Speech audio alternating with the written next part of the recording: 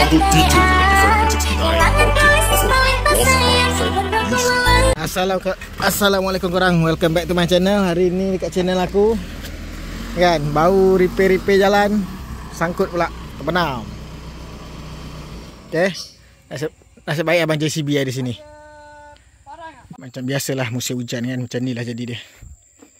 Bukan kita lalu je sangkut, kita nak repair jalan tu pun kita sangkut. Ni jalan ni lepas aku tuang tadi kan, bila tuang kita kena lanyak biar dia padat.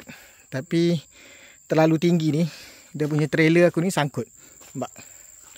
Sangkut dekat tanah ni. Bila sangkut kat sini, kita jalan dia tak boleh lah. Nampak? Oh. Jalan habis lecak-lecak. So sangkut kat sini.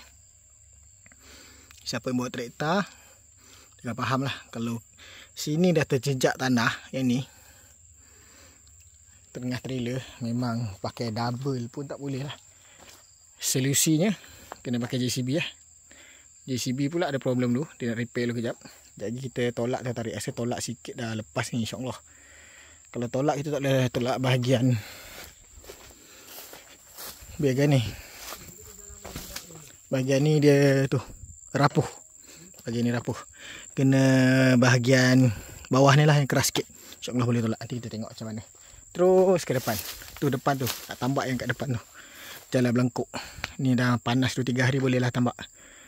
Okay, kita tunggu JCB settle dulu. Nanti boleh tolak. Tengok macam mana. Okay, teruskan menonton sampai habis. Okay geng. Inilah tempat kita nak tambak ni. Rasa lagi satu trip tambak kat sini dah okey lah.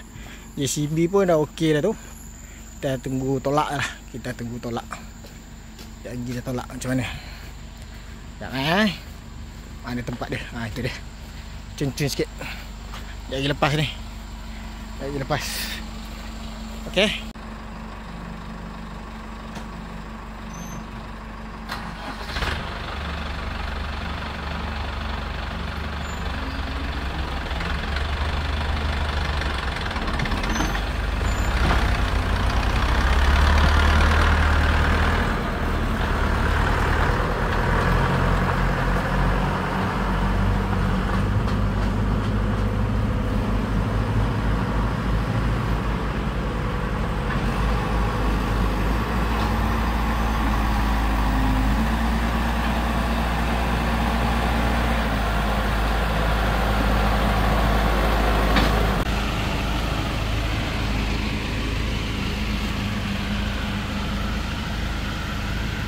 Kasih cun-cun sikit jalan ni.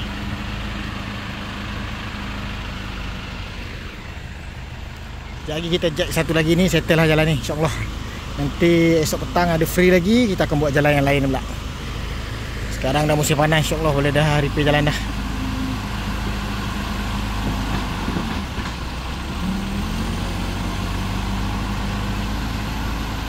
Ok, sementara tunggu JCB repair sini, aku akan jack yang ni dulu sekejap.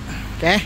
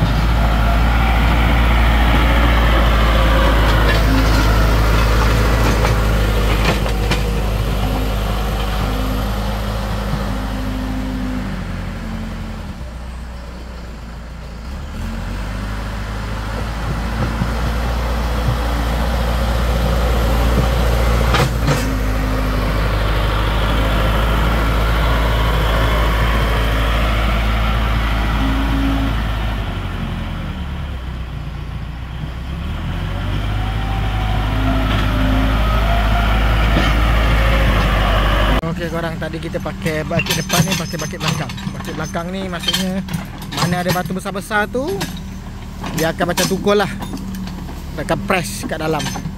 Jadi mana yang lembek-lembek apa semua tu, yang lubang-lubang besar tu, nampak dia akan press.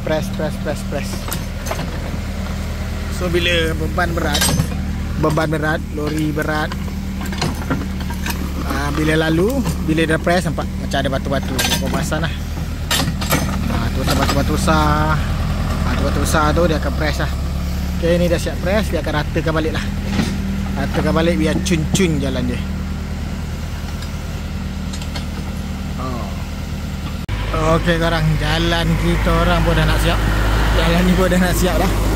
Tinggal rata, tancap-tancap sikit, settle jalan ni. Ini kejadian jalan dia. Cun kan?